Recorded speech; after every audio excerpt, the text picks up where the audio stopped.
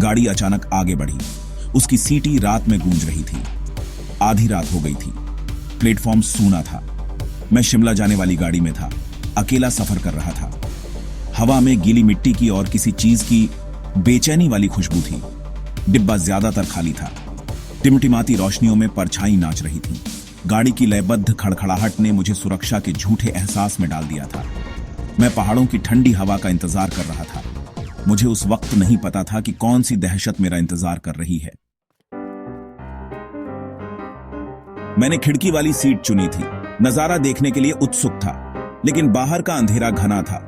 ऊपर की मंद बल्बों से ही रोशनी आ रही थी। डिब्बा भयानक रूप से शांत था। मैं अपनी धड़कन सुन सकता था। बाकी सब यात्री कहां थे? मेरी रीढ़ में सिहरन दौड़ गई। मैंने उस बेचैनी को दूर करने की कोशिश की।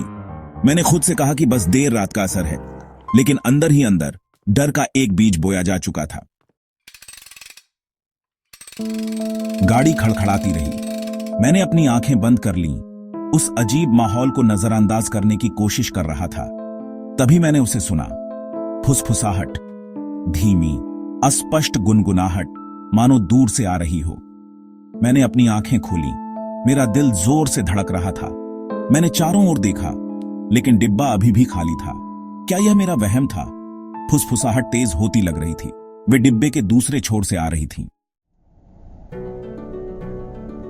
मैं धीरे धीरे अपनी सीट से उठा और गलियारे से नीचे चला गया। हर कदम के साथ गुनगुनाहट तेज होती गई। मैं आखिरी डिब्बे में पहुंच गया। फुसफुसाहट अंदर से आ रही थी। मैं एक पल के लिए झिझका, फिर दरवाजा धक्का देकर खोला। एक आकृति कंबल के नीचे दुबकी हुई थी। वे खुद से बुदबुदाते हुए लग रहे थे। मैंने घबराहट से अपना गला साफ किया। आकृति नहीं हिली। मैंने पुकारा। मेरी आवाज कांप रही थी। कोई जवाब नहीं आया। मैंने हाथ बढ़ाया और कंबल वापस खींच लिया। मैं डर के मारे पीछे हट गया।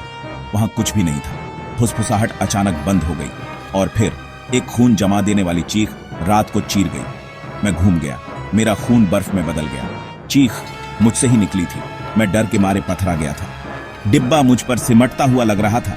बत्तियां तेजी से टिमटिमाई और फिर बुझ गईं। मुझे अंधेरे में डुबो दिया। भाग 6, परछाइयों की गाड़ी।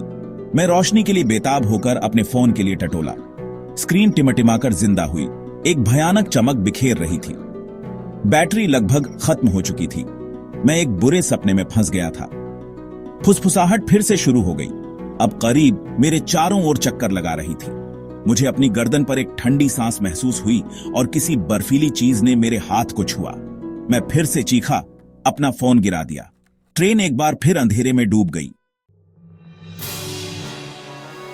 भाग 7, भूतिया डिब्बे में अकेला। मैं पीछे हट गया।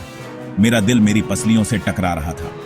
मैं भागने की कोशिश में गलियारे से नीचे भागा, लेकिन डिब्बे का दरवाजा बंद था। मैं फंस गया था। ट्रेन रात भर खड़खड़ाती रही। पहियों की हर खनक मेरी आत्मा पर हथौड़े के वार जैसी थी। मैं फर्श पर गिर पड़ा। मेरी पीठ ठंडी धातु की दीवार से सटी हुई थी। मेरे चेहरे से आंसू बह निकले। भाग 8, एक सफर जिसे मैं कभी नहीं भूलूंगा। इसके बाद के घंटे दहशत से धुंधले थे। फुसफुसाहट, परछाई, बर्फीला स्पर्श, उन्होंने मुझे लगातार परेशान किया। अंत में जैसे ही सुबह हुई, ट्रेन अचानक रुक गई। मैं लड़खड़ाते हुए ट्रेन से उतरा और प्लेटफॉर्म पर आ गया। हाँफ रहा था। मैंने डिब्बे की ओर देखा, लेकिन दिन के उजाले में यह सामान्य लग रहा था।